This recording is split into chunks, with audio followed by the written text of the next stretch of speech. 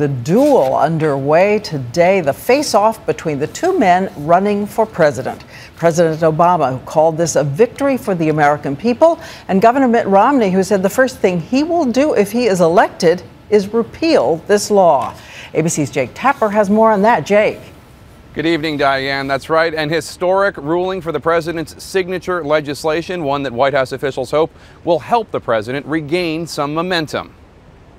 The president was outside the Oval Office when the first reports came in.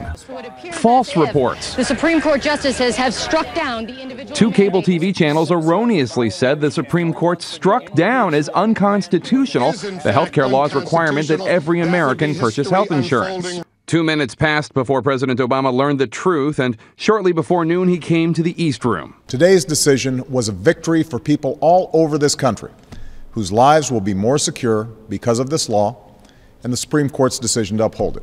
But while the court's legal decision appears final, a political battle remains. Today's ruling underscores the urgency of repealing this harmful law in its entirety. Republicans will vote in July to repeal the legislation, a vote that will inevitably fail in the Democratic-controlled Senate. But healthcare remains a heated campaign issue. The president's Republican rival, Mitt Romney, pledged to pick up the baton in January. What the court did not do on its last day in session, I will do on my first day if elected president of the United States.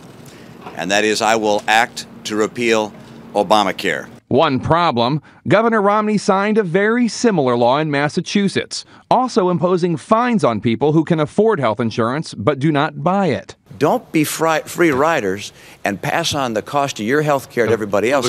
Still, the president remains on defense. A recent ABC News Washington Post poll showed 52% of the public disapprove of the law. And so 2 years after he signed it, the president is now compelled to sell it again.